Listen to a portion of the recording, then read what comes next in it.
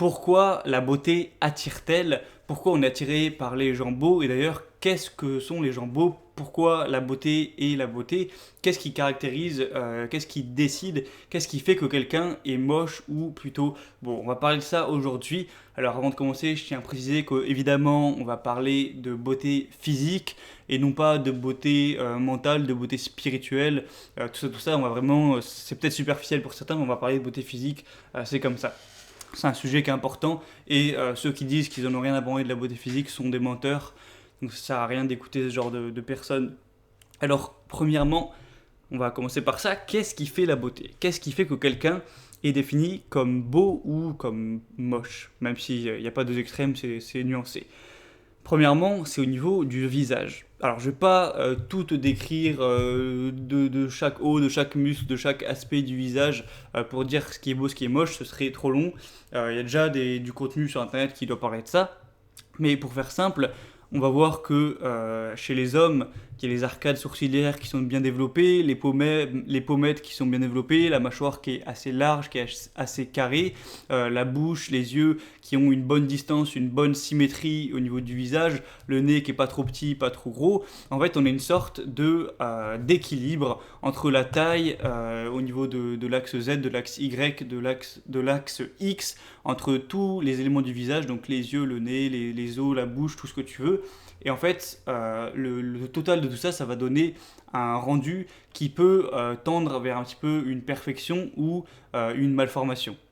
Comme on peut voir avec l'homme de Vitruve là, de Léonard de Vinci, même si ça c'est plutôt pour le corps, ça présente un équilibre.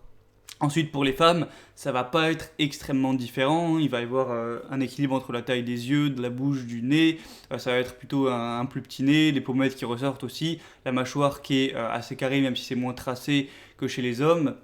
Une belle chevelure, une belle peau, tout ça, évidemment. Aucun aspect doit être trop gros ou trop petit, ça reste toujours équilibré. De toute façon, le plus simple pour un petit peu voir à quoi ressemble la beauté chez un homme ou chez une femme, c'est de taper Beautiful Woman, Beautiful Men sur Google et d'essayer de repérer ce qui se ressemble entre les personnes pour analyser qu'est-ce qui fait la beauté.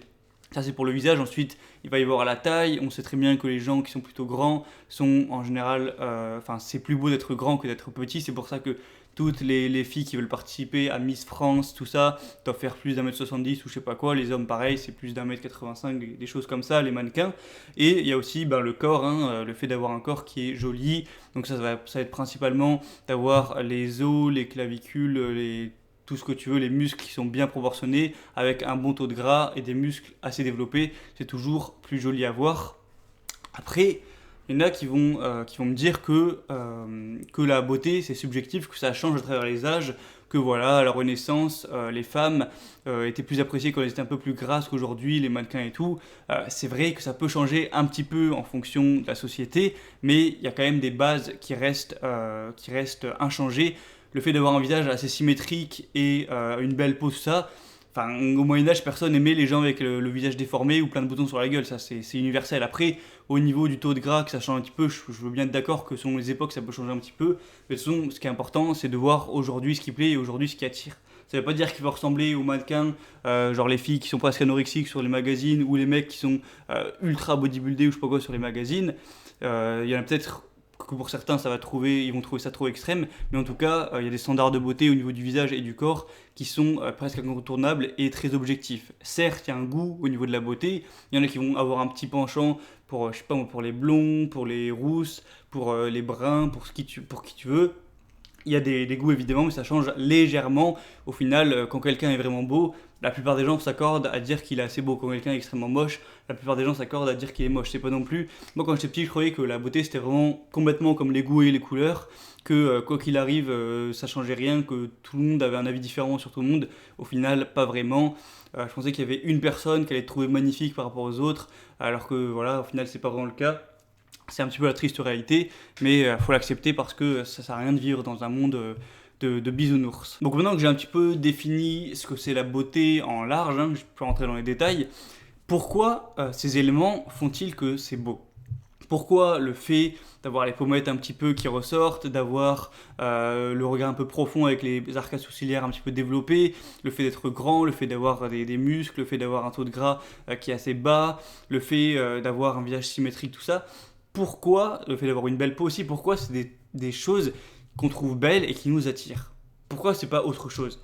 Et bien en fait, je me suis posé cette question il y a quelques années et j'ai eu la réponse il y a aussi quelques années, c'est que en fait ça reflète la santé et la prospérité. C'est-à-dire que le fait d'avoir une belle peau, des beaux yeux, un visage symétrique, un beau corps, tout ça, c'est pas parce que c'est beau, c'est joli, c'est design ou je sais pas quoi, c'est juste parce que ça reflète une bonne santé.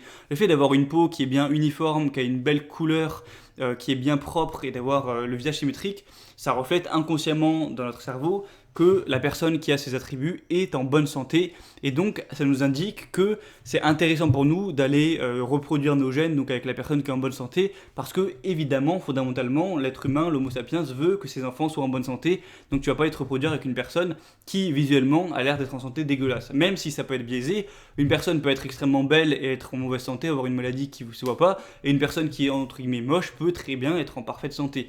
C'est pas totalement rationnel, mais en tout cas c'est un indicateur que l'évolution a généré et qui est ancré dans nos gènes et on ne pourra rien y changer. Il y a aussi la notion de fertilité qui rentre en jeu, c'est-à-dire qu'une femme qui a des attributs qui montrent qu'elle est plus fertile sera plus attirante parce que, au point de vue de l'évolution, un accouplement s'est fait pour avoir des bébés, pour faire prospérer l'espèce, et donc dans nos gènes c'est inscrit qu'une femme qui a des signaux de fertilité va être plus attirante. Donc ça va être par exemple des hanches larges, donc la capacité d'avoir un accouchement qui est plus simple, des signes de jeunesse, donc parce que jeunesse égale fertilité évidemment, donc des beaux seins, des belles fesses, ça vient de là aussi, des attributs qui montrent un haut taux d'oestrogène, l'hormone féminine, donc comme je l'ai dit, des seins bien fermes, une belle peau, des formes féminines.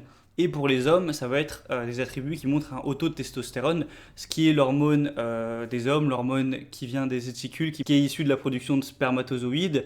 Et donc, ça va être une mâchoire carrée, des épaules larges, des os denses, etc. Car évidemment, plus un homme aura de testostérone, plus il va produire de spermatozoïdes, et moins il aura de chances d'être stérile. Donc, on a aussi ces deux choses à prendre en compte, c'est la fertilité.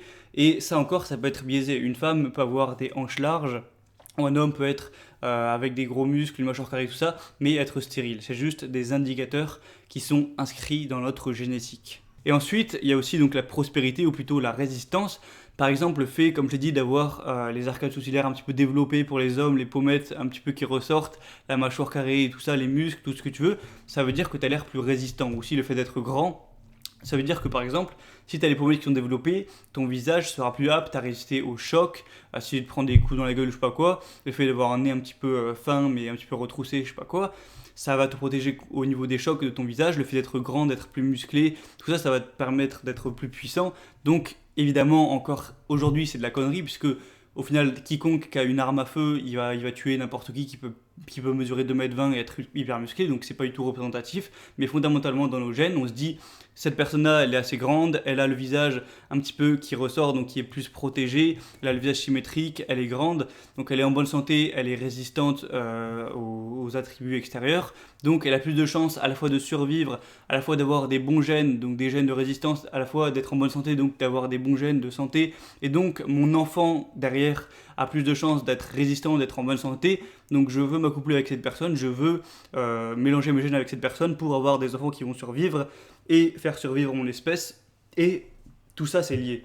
Donc c'est pour ça qu'on a des gens qui sont beaux et on est attiré vers ces personnes, même si évidemment dans un calcul comme ça il n'y a pas que la beauté, je ne suis pas en train de dire que la beauté fait tout, mais c'est quand même très important, et c'est assez hypocrite les gens qui disent moi je m'intéresse qu'à la beauté intérieure, sauf que quand tu leur présentes une personne vraiment moche qui leur plaise pas du tout physiquement, ils vont dire oh bah non, on reste amis, tu vois, c'est hypocrite. Donc voilà, c'était un petit peu les choses principales à dire à ce sujet. Si ça t'intéresse d'aller voir plus loin, plus les détails, parce que voilà, moi je survole le sujet, je rentre pas vraiment au fond des choses, tu peux te renseigner sur internet, il doit y avoir des articles, des vidéos qui ont parlé de ça en anglais ou en français.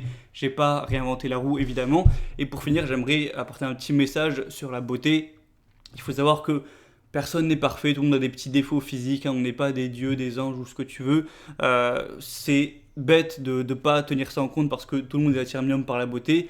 Et je pense que c'est intéressant de faire le minimum pour être un petit peu plus beau. Donc premièrement et principalement, ce serait juste d'être en bonne santé en fait.